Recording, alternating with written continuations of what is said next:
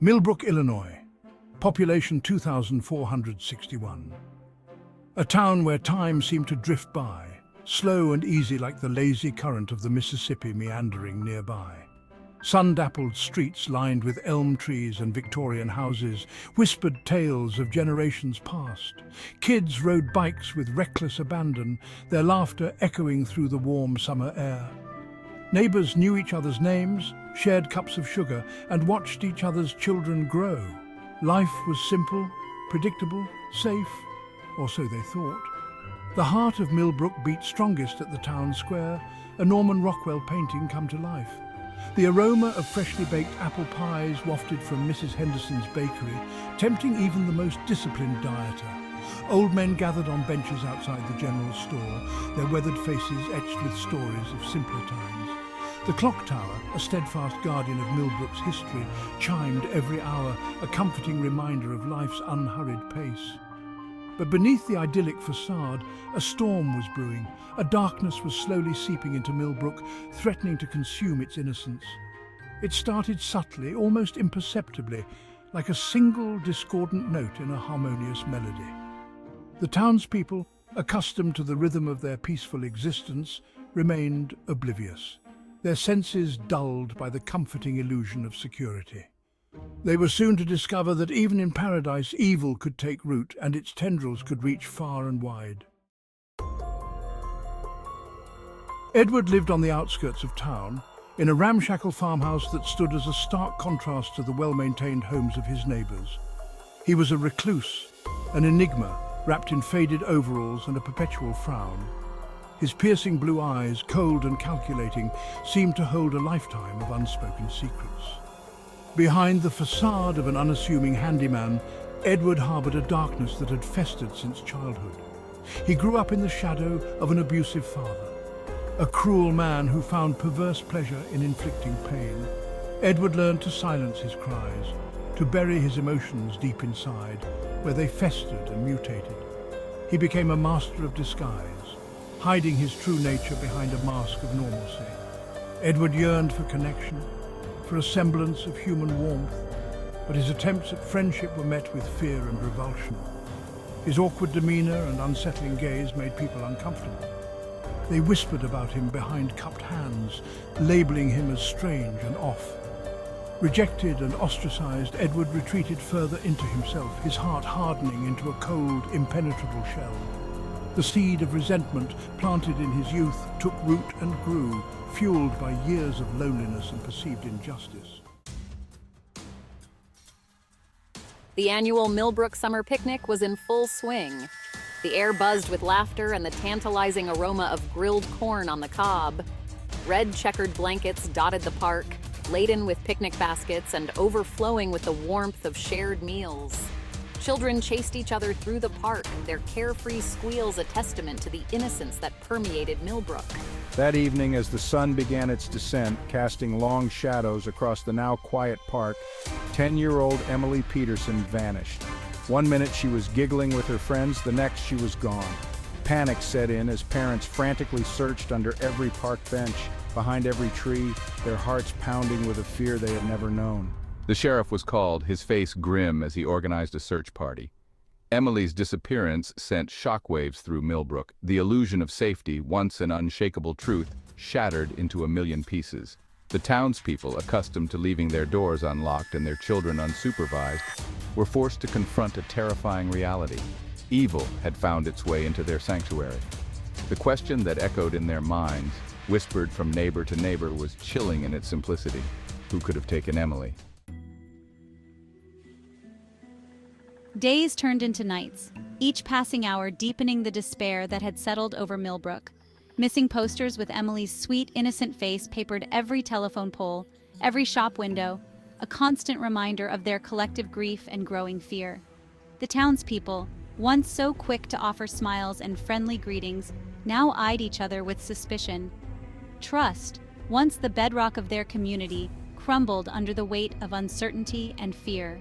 Whispers of the incident spread like wildfire, fanning the flames of paranoia. Theories, ranging from the plausible to the outlandish, circulated at the diner, at church socials, even in hushed tones at the post office. Some blamed transients passing through town. Others pointed fingers at disgruntled former residents, their judgments clouded by fear. The weight of Emily's disappearance pressed down on Millbrook, suffocating the joy that once defined their small town. Parents held their children a little tighter, their laughter a little less carefree. The once familiar streets now seemed menacing, the rustling leaves a source of unease. Gone were the days when doors were left unlocked and children roamed free. Millbrook was now a town under siege, held captive by an invisible enemy, and the chilling realization that their idyllic life had been irrevocably shattered. The disappearance of little Emily Peterson cast a long shadow over Millbrook. Weeks later, the body of Mark Jenkins was discovered by the riverbank, mutilated beyond recognition. The brutality of the crime sent a collective shudder through the town. This was the work of a monster. Panic turned to outright terror. The once peaceful town was now gripped by the chilling realization that a predator lurked among them. Sleep became a luxury few could afford as every creak and rustle sent shivers down their spines. The idyllic facade of Millbrook had been ripped away, revealing raw, primal fear. Edward reveled in the fear he instilled, the power he held over their lives. He was a puppet master, orchestrating a macabre symphony of terror, and he was just getting started. Sheriff Micheal Davis, a man hardened by years of service but deeply connected to his town, refused to let fear paralyze Millbrook. He had grown up on these streets, had raised his own children here. He knew the townspeople, their fears, their hopes, their unwavering belief in the inherent goodness of their community. He would not let this monster, this embodiment of darkness, destroy everything they held dear. Haunted by the fear in the eyes of his neighbors, the grief of Emily's parents, the sheer brutality of Mark's murder, I poured every waking moment into finding the culprit. I was a man possessed, driven by a deep sense of responsibility and an unshakable belief that justice would prevail. He spent countless hours poring over evidence, however scant, determined to find a pattern, a clue, anything that would lead him to the perpetrator.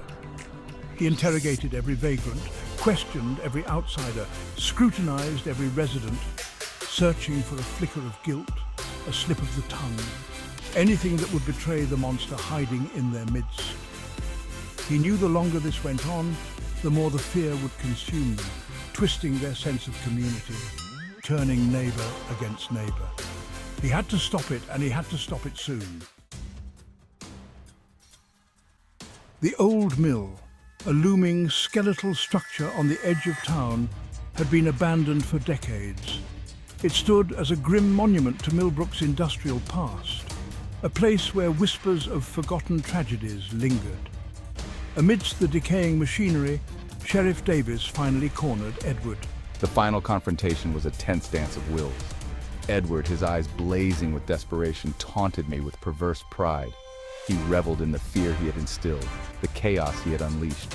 He underestimated the resilience of the human spirit. Sheriff Davis, hand steady on his holster, met Edward's gaze with steely resolve. His voice, though weary, held a promise of justice. He would not back down, not while the safety of his town hung in the balance. Edward's reign of terror ended that night at the old mill, but the scars he inflicted on Millbrook ran deep. The fear, the suspicion, the lingering doubt, these were not things easily forgotten. The town, once a beacon of innocence and tranquility, now bore the weight of its trauma. Emily Peterson was never found. Her disappearance remained an open wound, a chilling reminder of the evil that had lurked beneath the surface of our peaceful town. The townspeople, though relieved the nightmare was over, struggled to reconcile their idyllic past with the horrifying reality they had endured. Our lives, once defined by a comforting predictability, now carried a new awareness, a heightened sense of vulnerability. The laughter of children playing in the park was now tinged with a note of caution. Neighbors, once quick to offer a helping hand, now hesitated, their smiles strained. The rhythm of life continued as it always does, but the melody had changed. The innocence, once so effortlessly woven into the fabric of their lives, was gone, replaced by a hard-earned wisdom. They had stared into the abyss, and the abyss had stared back.